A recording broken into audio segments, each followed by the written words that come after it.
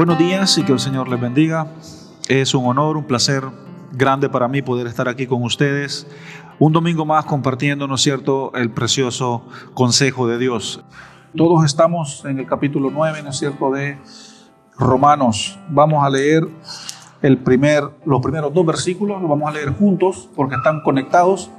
Estos dos versículos componen, ¿no es cierto?, una misma idea y dice: verdad digo en Cristo y no miento, y mi conciencia me da testimonio en el Espíritu Santo que tengo una gran tristeza y continuo dolor en mi corazón.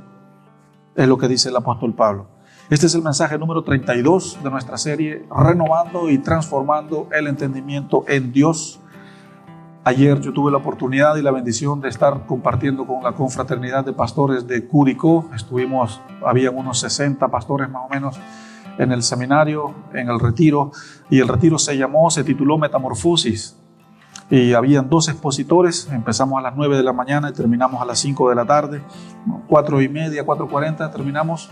Habían 2 expositores, uno de esos era yo, y tuve la oportunidad de compartir acerca de esto, acerca de la metamorfosis, la importancia de la transformación y la renovación en nuestra mente, ¿no es cierto? Porque la mente es ese campo de batalla donde se liberan todas las ideas, donde se liberan, ¿no es cierto?, las fortalezas, donde están las luchas, las maquinaciones, los malos pensamientos. La mente es como una antena de Wi-Fi donde le llega toda, ¿no es cierto?, la señal, o un módem, ¿no es cierto?, un router de internet donde llega toda la información y de ahí reparte para todos lados. Y si nuestra mente no está alineada, si no está conformada, ordenada, ¿no es cierto?, por esa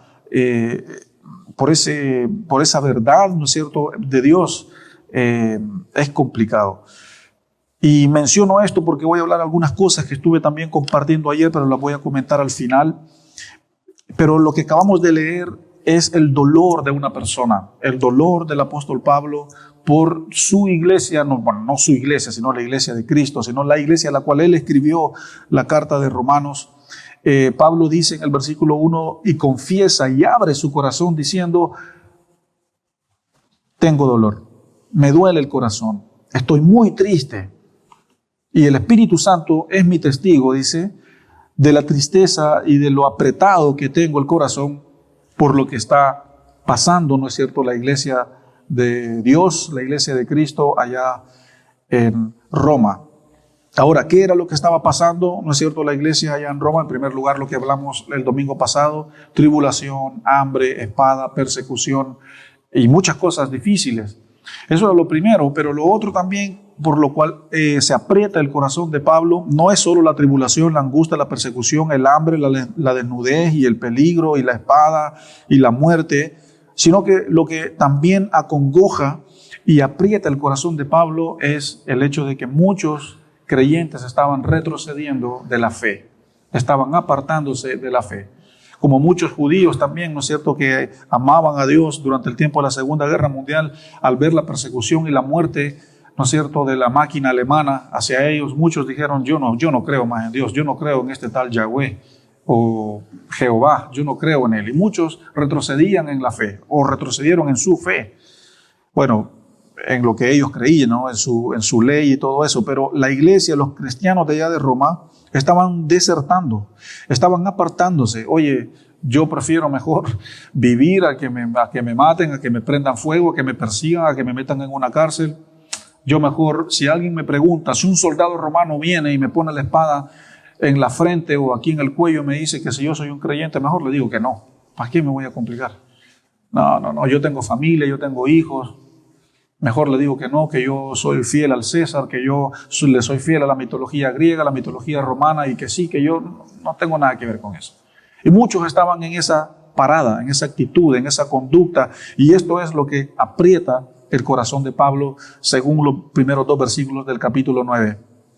Tengo dolor, tengo tristeza en mi corazón.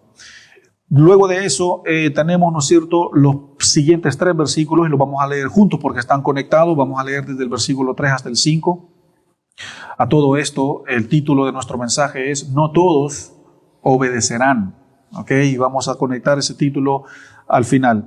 Pero leamos los siguientes 3 versículos. Dice, porque deseara yo mismo ser anatema, separado de Cristo, por amor a mis hermanos, los que son mis parientes según la carne. Obviamente el apóstol Pablo está hablando aquí de sus hermanos judíos, sus parientes, los de su misma sangre, ¿ya? Y en el versículo 4 continúa diciendo que son los israelitas, de los cuales son la adopción, la gloria, el pacto, la promulgación de la ley, el culto y las promesas, y de quienes son los patriarcas y de los cuales según la carne vino Cristo, el cual es Dios sobre todas las cosas, bendito por los siglos. Amén. Estos 3 versículos que hemos leído, el apóstol Pablo está diciendo que el dolor que él siente es primeramente para sus hermanos judíos, ya no directamente para los que no son judíos, los cuales son gentiles, pero es para los hermanos judíos. Y él dice acá en estos versículos, mis hermanos de sangre, mis hermanos de carne, mis hermanos que somos de la misma descendencia. Y Pablo dice, me da mucha tristeza porque de nosotros los israelitas, de nosotros los judíos, de nosotros es la adopción, es decir, nosotros fuimos adoptados como pueblo de Dios. Dios pudo haber escogido cualquier otro pueblo en la tierra, pudo haber escogido a los filisteos para que fueran su pueblo, pudo haber escogido a los amorreos para que fueran su pueblo, pudo haber escogido, ¿no es cierto?, a los babilónicos, aquellos locos, ¿no es cierto?, de la Torre de Babel, los pudo haber escogido a ellos para que fuesen su pueblo. Pero no quiso escogerlos a ellos, escogió a una persona llamada Abraham, y de Abraham nace todo un pueblo, y ese pueblo es el que Dios adopta como mi pueblo para que ese pueblo lleve luz a los demás pueblos. Esa era la originalidad de escoger a un pueblo al inicio. Que ese pueblo de Israel empezara, ¿no es cierto?, que desde allí se empezara a crecer el reino de los cielos, como lo que la iglesia hoy en día está haciendo. Entonces Pablo, al darse cuenta de que Israel es el adoptado, Israel es el escogido, los israelitas, ¿no es cierto?, son los que Dios muestra su gloria, los israelitas son con los que Dios hizo un pacto, los israelitas son los que Dios promulga y les entrega la ley, que los judíos, ¿no es cierto?, son los que de ellos son las promesas, de ellos viene el linaje de Jesucristo. Cuando Pablo ve y dice, es que ustedes no tienen idea lo que nosotros representamos y somos. Y lo que más me entristece es que sabiendo esto, ustedes están dejando la fe. Están diciendo, no me importa que de nosotros hayan venido los profetas, haya venido el Cristo mismo, yo me aparto de Dios. Y Pablo dice, eso me golpea, eso me duele. Y creo yo que es lo que sentimos, obviamente también nosotros, los ministros, los líderes, los pastores, cuando vemos, cuando sabemos, ¿no es cierto?, que hay alguien de tu rebaño, de tu redil, de tu congregación, de tu iglesia, que se aparta de Dios, que se aleja de la fe, que de repente se desaparece, que de repente no tiene más ganas de estar con nosotros, que de repente deja de congregarse, que deja de asistir, que deja de contactarte, y que de repente tú llamas, preguntas, y no hay una razón, no hay un motivo, simplemente se fue. Y uno se queda preguntando, ¿qué pasó? ¿Será que se peleó con un hermano de la iglesia? ¿Será que yo dije algo? ¿Será que yo hice algo malo? Y uno se siente, ¿no es cierto?, con el corazón un poco apretado porque quisiéramos, ¿no es cierto?, que todos estuviésemos acá presentes. Somos, aproximadamente 80, 85 personas las que componemos esta iglesia, pero incluyendo a la familia somos más de 100 personas. Yo desearía que todos estuviesen acá, todos pudiésemos tener, ¿no es cierto?, un buen tiempo. Pero bueno, el hombre, ¿no es cierto?, es así, el hombre es independiente, toma sus decisiones. Y las decisiones que ellos estaban tomando allá en Roma era apartarse, dar un paso a un lado. Ahí viene la espada, pasa espada de largo, no me toque. Ya, allí viene la situación, no, yo mejor me quito, mejor me aparto. Y eso es lo que Pablo dice en los primeros 5 versículos. ¿Qué es lo que dice en el versículo 6? Leamos el versículo 6. No que la palabra de Dios haya fallado, porque no todos los que descienden de Israel son israelitas. En primer lugar, Pablo dice, no es que la palabra de Dios haya fallado, es decir, no es que el plan de Dios haya fallado para que ustedes estén pasando esto. No significa que Dios se equivocó en poner a la iglesia, ¿no es cierto?, en ese tiempo o permitir que en esos tiempos, en el primer siglo, hubiese tanta oposición para la iglesia. No es que Dios se equivocó en llamar a un pueblo y llamarlo, ¿no es cierto?, a ser adoptados y darles la ley y todo. Y no es que todo lo que tenemos en el Antiguo Testamento haya fallado. No, no significa que eso falló. Dios no ha fallado, Dios no se ha equivocado. A Dios no se le pasó un, ups, se me chispoteó, lo siento, humanos, me equivoqué. No, no es así. Entonces, Pablo dice acá, porque no todos los que son o descienden de Israel son israelitas. ¿Cómo se explica esto? ¿Cómo explico yo que no todos los que son israelitas vienen o son llamados israelitas, o no todos los que vienen de Israel, más bien dicho, son descendientes de Israel? Esto es muy sencillo de explicar. En primer lugar, se refiere a Jacob. Ya, Jacob tuvo dos hijos, tuvo gemelos, Esaú y Jacob. Ya, y el pueblo viene, ¿no es cierto?, solo de uno de ellos. Esto también se refiere a Abraham. Abraham tuvo dos hijos. Uno fue Isaac y el otro fue Ismael.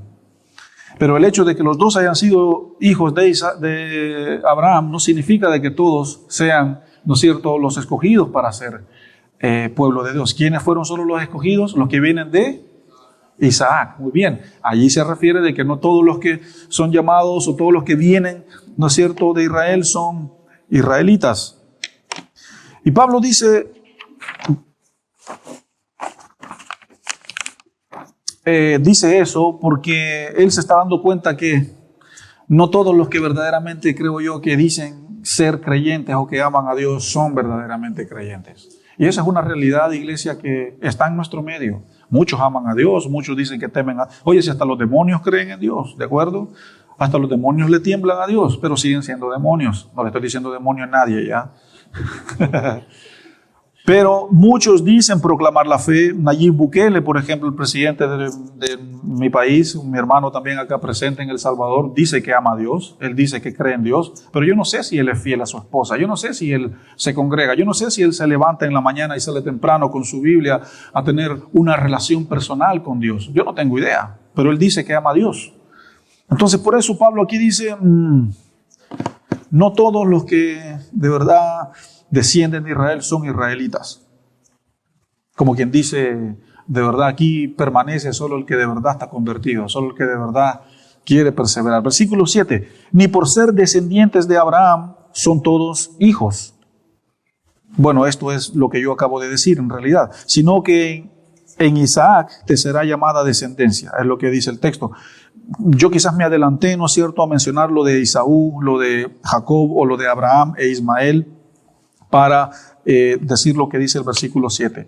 Pero hay otros elementos también para fundamentar, ¿no es cierto?, el hecho de que no todos los que vienen de Israel son llamados israelitas. Y esto también ocurre cuando el reino se divide.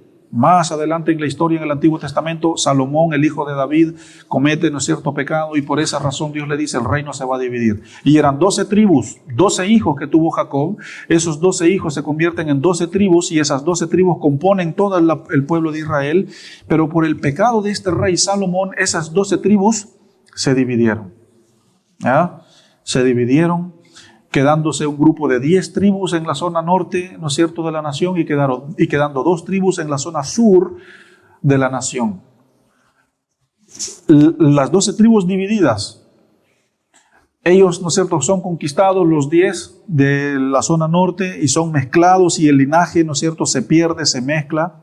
Pero los que quedaron, ¿no es cierto?, en la zona sur, también fueron conquistados por los babilónicos, pero el linaje no se mezcló, se mantuvo.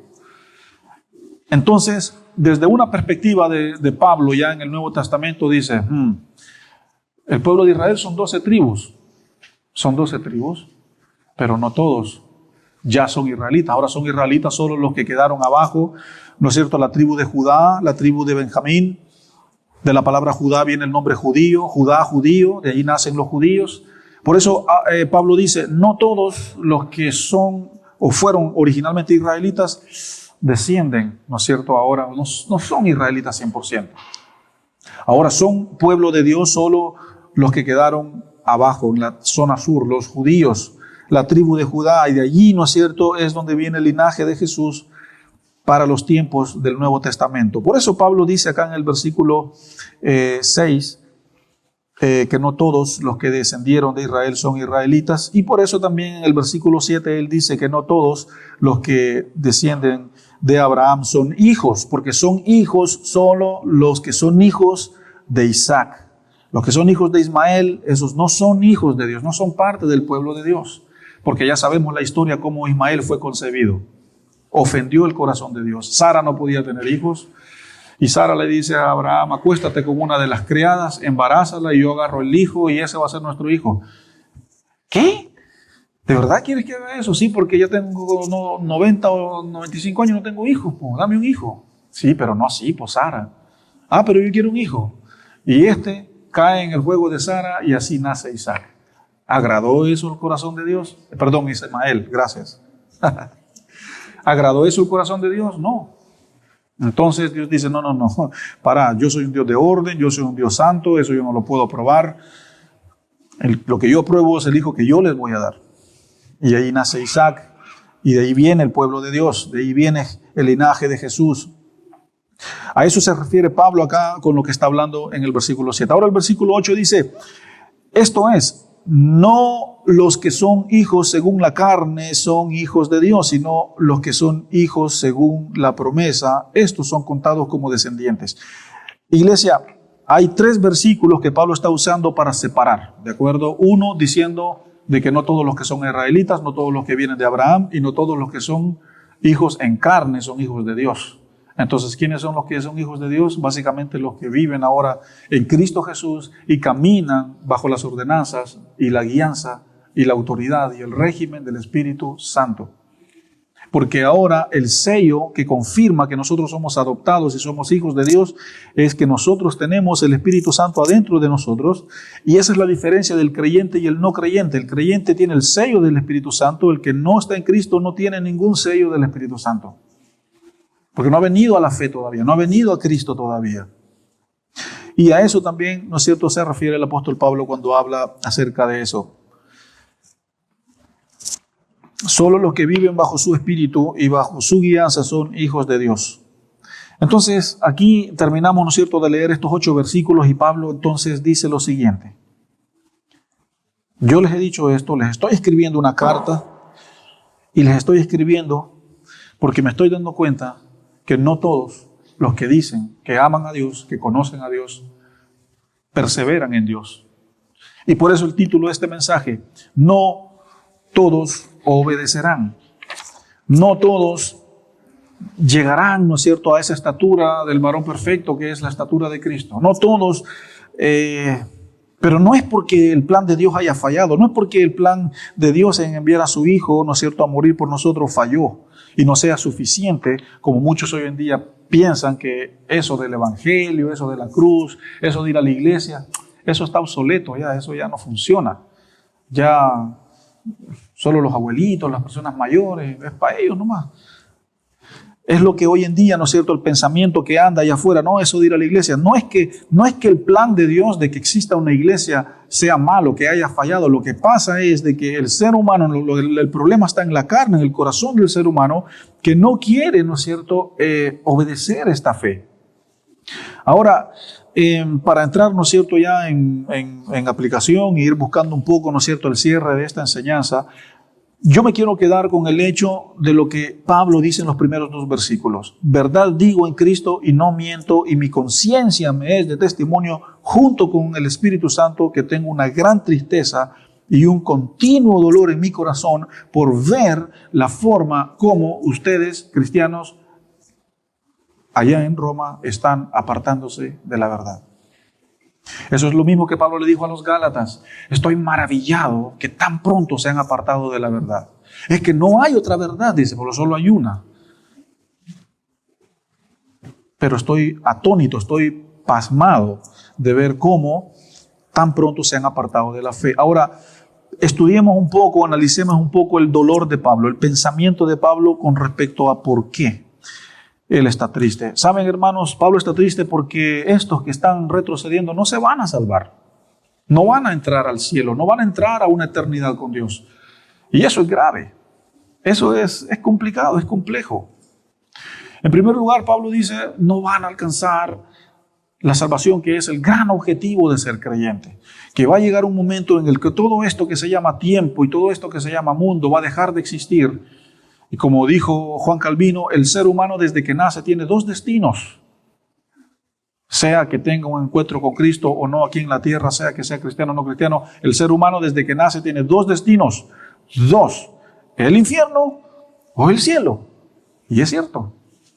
Independientemente de cómo sea su vida en la tierra, viva o no viva con Cristo, viva dos destinos. Desde que nace, dos destinos. Uno a la izquierda y uno a la derecha. Se acabó. Y eso es lo que Pablo dice, eso es lo que me duele. No ver a mis hermanos en sangre, mis hermanos judíos, no verlos en una eternidad con Dios. Cuando Jesús se transfigura en Mateo capítulo 17 a Juan, Pedro y Jacobo, Jesús se transfigura y les muestra la luz. ¿Y quién aparece allí? Aparece Elías y aparece Moisés junto con Jesús. Entonces, ¿dónde está Elías y Moisés? Bueno, en ese tiempo, ¿dónde estaban? Estaban en el paraíso, estaban en la eternidad, estaban con Cristo. Entonces, ese es el lugar donde la iglesia también estará eternamente, ¿no es cierto? En la eternidad. Y poco hoy en día se enseña de esto, poco hoy en día se enseña acerca de esto de la segunda venida o de esto de la eternidad. Se enseña muy poco hoy en día. Pero es importante que nosotros entendamos el dolor de Pablo en cuanto no van a lograr la salvación. Eso es lo primero. Como segundo punto, voy a mencionar 3 puntos. Como segundo punto, Pablo dice, no me duele mi corazón por ellos porque no van a tener la oportunidad de ser renovados, de ser transformados, de ser cambiados, que es lo que Pablo va a decir en el capítulo 12, renovados, renueven su entendimiento, no se conformen a este mundo, no se amolden a este mundo. Y Pablo dice, no van a tener la oportunidad de ser parte de esa transformación, de esa renovación de mente. Porque el libro de Romanos fue escrito para transformar, fue escrito para renovar las mentes de la iglesia.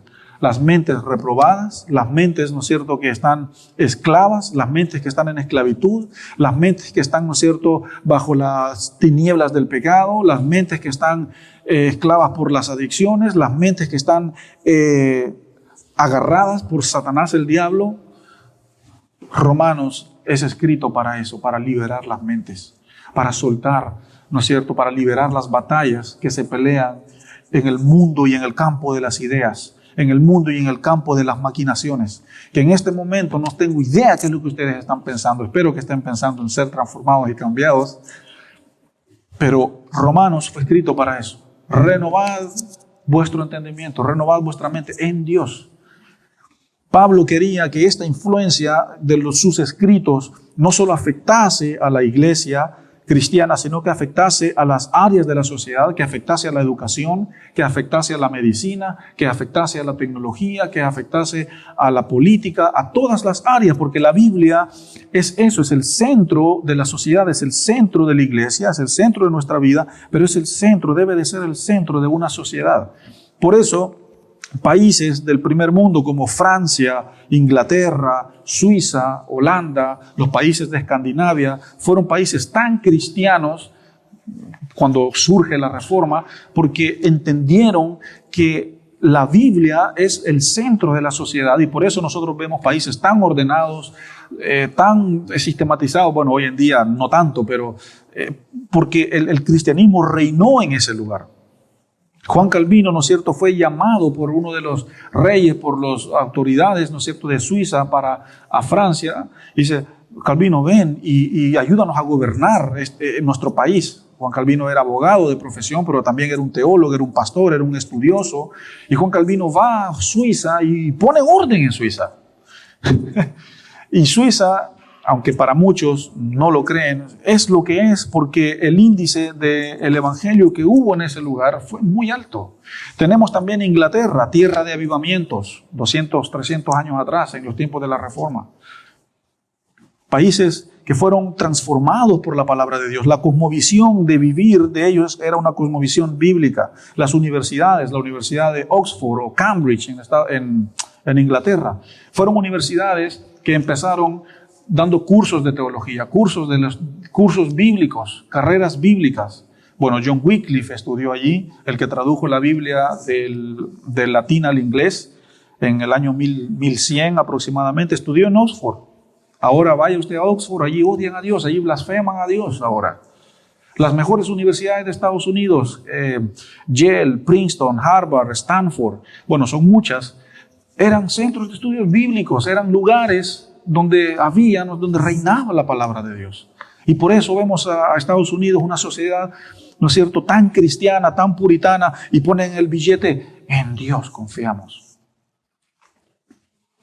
Y vemos cómo, ¿no es cierto?, la iglesia empieza a tomar ese rol, ¿no es cierto?, y meterse en la sociedad, y meterse, y los primeros presidentes que tuvo, ¿no es cierto?, Abraham Lincoln, Jefferson, Franklin, gente cristiana. Por eso usted ve en la montaña allá, ¿no es cierto?, en Estados Unidos, donde están las tres caras de los... Porque esos hombres fueron hombres cristianos que dijeron, el hombre es libre, pero en Cristo.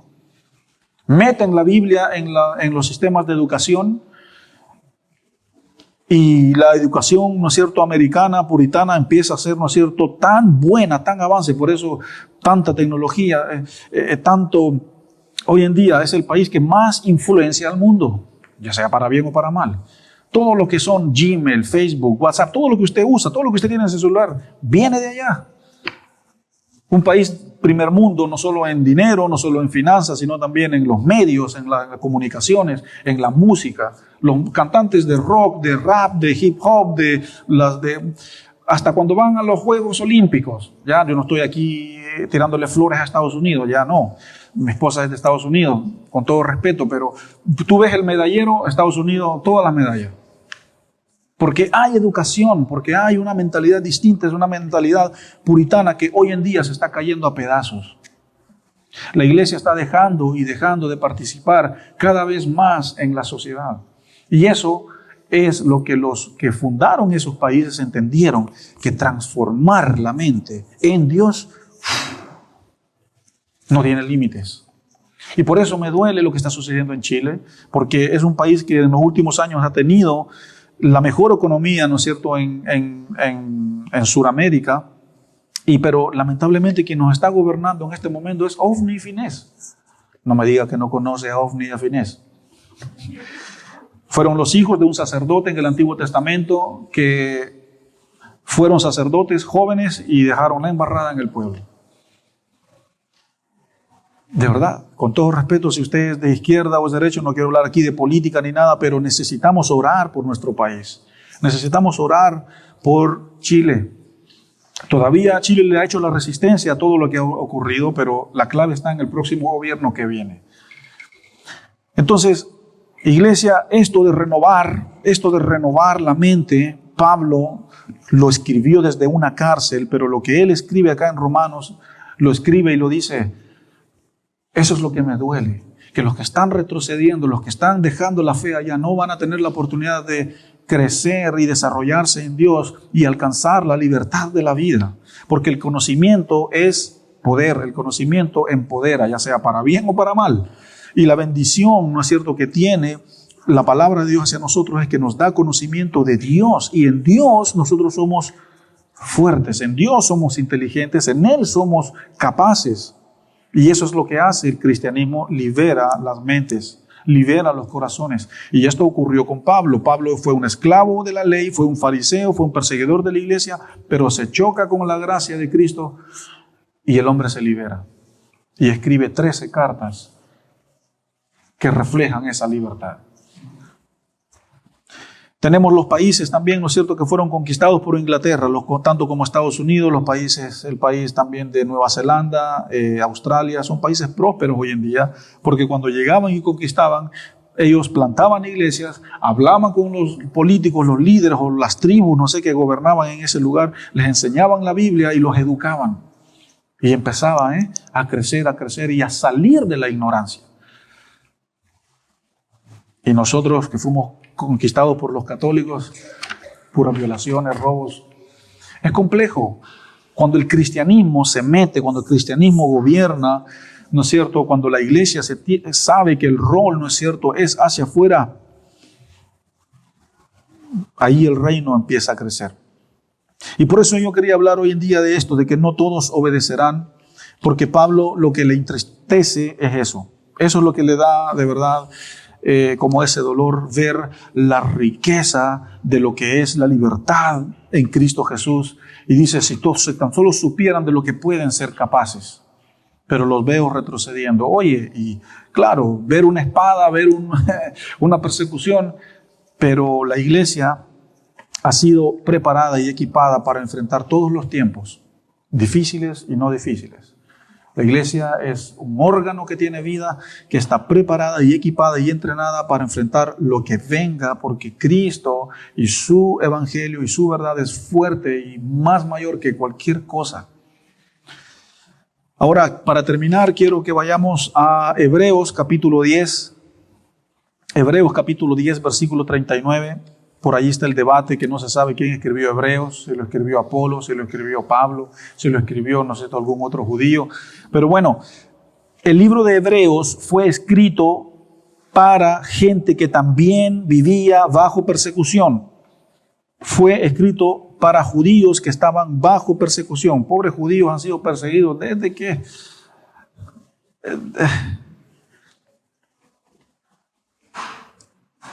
Entonces la audiencia, los creyentes a los cuales se les escribió la carta a los hebreos, también estaban bajo persecución. El autor escribe y los anima con la carta. Pero hay un versículo, y con esto quiero terminar, que es Hebreos 10:39. El autor de Hebreos dice, pero nosotros no somos de los que retroceden para perdición, sino de los que tienen fe para perseveración del alma. Y ese es el mensaje, iglesia. Quizás no tanto todo lo que hablé. El mensaje de hoy es ese, de que la iglesia, los creyentes, o hablando específicamente de IBC, el ADN de esta congregación y de todas las congregaciones, debe de ser que nosotros no somos de los que retrocedemos para perdición. Qué triste es avanzar en la vida, avanzar en Dios y de repente, ¿no es cierto?, apartarse o retroceder para perdición. Oye, sí, en el camino nos vamos a caer, vamos a fallar, vamos a ser tentados, vamos a ser luchados, pero lo que sí yo te puedo garantizar es que sí nos podemos levantar. En Cristo nos podemos volver a levantar. Así que, iglesia, usted, tu familia, tu matrimonio, tus hijos, tus jóvenes, tu hogar, tus finanzas, toda tu relación personal con Dios, todo lo que tu relación con la misión, con la iglesia, con quien sea, no debe hacerte retroceder. Porque tú y yo no somos de los que retrocedemos. No debemos retroceder. ¿Se entiende? ¿Se ha entendido? ¿Tiene sentido para ustedes? ¿No se me van a ir más confundidos para la casa? No, ¿cierto? Bien, vamos arriba. Entonces, con este espíritu de no somos los que retrocedemos, vamos a orar. ¿Ok? No tiene que ponerse de pie, quédese allí. Solo tenga la amabilidad y la gentileza de inclinar su rostro, por favor. Y oremos en base a esto que Pablo ha escrito acá. Mi corazón me duele, mi corazón se acongoja. Y yo como pastor abro mi corazón, que también mi corazón y el corazón de mi esposa también, como mi esposa y pastora o esposa de pastor, da lo mismo. También se nos acongoja cuando estamos en la casa, cuando vamos en el auto y sabemos noticias o cosas que suceden, ya sea en nuestra congregación o con amigos cercanos, porque amamos nuestra iglesia, amamos lo que Dios nos ha llamado a hacer y no queremos que nadie retroceda para perdición. No queremos que todos avancemos en la fe, avancemos en el conocimiento de Dios, avancemos, los que si hay acá jucumeros que avancen en el entrenamiento que Dios les ha dado a través de la misión. Pero Señor, en esta mañana, queremos poner este tiempo delante de ti, Señor. Queremos abrir, Señor, nuestro entendimiento y decirte, Señor, que no queremos retroceder, no queremos volver, no queremos ir para atrás, no queremos abandonar la fe, Señor. No queremos abandonar, Señor, nuestra vida cristiana. No queremos abandonarte, Señor. Ayúdanos a no dejarte, porque somos nosotros los que dejamos. Tú no nos dejas. Tú eres un Padre fiel, eres un Dios fiel. De hecho, tu nombre y apellido es fidelidad. Pero somos nosotros, es el corazón humano, es el corazón del hombre, que ya sea por la vergüenza, por la condenación, ya sea por la culpa, por la rebelión, o ya sea por cualquier motivo, somos nosotros los que nos apartamos, somos nosotros los que retrocedemos. Señor, te pido por favor, ayuda a tu iglesia a no retroceder, a no volver, y como dice el texto, para perdición. Ni para perdición, ni para nada, Señor. Queremos avanzar en nuestro diario vivir, queremos avanzar en nuestro tiempo con Dios, en nuestro tiempo devocional, en nuestro tiempo a solas contigo, Señor. Queremos avanzar en nuestro matrimonio, queremos avanzar en el carácter, en el temperamento, Señor. Queremos crecer en la paciencia, queremos crecer, Señor, también cuando hay escasez, cuando no hay recursos, cuando no hay para el arriendo, cuando no hay para el gas. Queremos crecer, Señor, no retrocedemos, que esto no me tire para atrás, que esto no me tire para la caída que tuve la semana pasada. Señor, no somos de los que retrocedemos. A veces a la iglesia le cuesta entender que en el camino vamos a fallar, en el camino vamos a tropezar, en el camino nos vamos a caer, pero tenemos que levantarnos. Tú nos llamas, Señor, a levantarnos y nos pides y nos gritas que no retrocedamos. Señor, yo hago, Señor, un llamado a la perseverancia. Oro, Señor, por un llamado para la iglesia a que persevere. No que en esta iglesia me pasó esto, no que, Señor, que no nos apartemos de tu verdad. No importa, Señor, la circunstancia, duele cuando hablan de nosotros, cuando nos critican, cuando de repente quizás, según los demás, hemos tenido nosotros la culpa. Da lo mismo, Señor, queremos seguir, queremos avanzar. Señor, oro para que la iglesia no ponga la mirada, Señor, o en mí como pastor. No pongas tu mirada en mí. Te voy a decepcionar. Soy un ser humano y me equivoco. Pon tu mirada en Jesús. Pon tu mirada en Jesús. Ayúdanos a poner la mirada, Señor, en Jesús. No en los líderes, en las personas. Señor, ponemos nuestra mirada en Jesús. Gracias, Señor, por esta palabra. Gracias por este mensaje. No estamos jugando aquí a ser iglesia. Yo quiero reprender en el nombre de Jesús ese pensamiento pesimista, Señor, que en la iglesia no se crece, que lo que se enseña en las iglesias no es suficiente, que lo que se enseña en las iglesias, que lo que se predica en las iglesias ya está obsoleto. Reprendemos, Señor, esa mentira en el nombre de Jesús.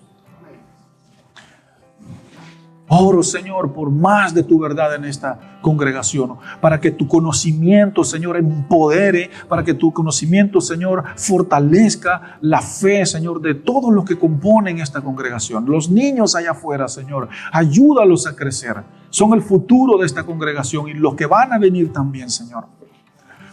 Porque hoy en día tanta tecnología, tanta cosa, tanto ataque, la ideología de género, la autopercepción, tanto ataque, Señor, a los niños. Señor, queremos orar por nuestros niños, queremos orar por nuestros hijos, queremos orar por nuestra iglesia, Señor, queremos orar por nuestros líderes, queremos orar por nuestros pastores, queremos orar por las familias adentro de la congregación. Señor, no somos de los que retrocedemos, no queremos retroceder. Y si retrocedemos, Señor, ten misericordia de nosotros. Muéstranos tu gracia. Si hay alguien acá, Señor, que a lo mejor siente que ha retrocedido, Señor, que tu gracia lo levante, que tu gracia lo recoja. En el nombre de Jesús. Amén, Señor, y amén. Recuerda suscribirte a nuestro canal y activa las notificaciones para que no te pierdas ninguno de nuestros sermones.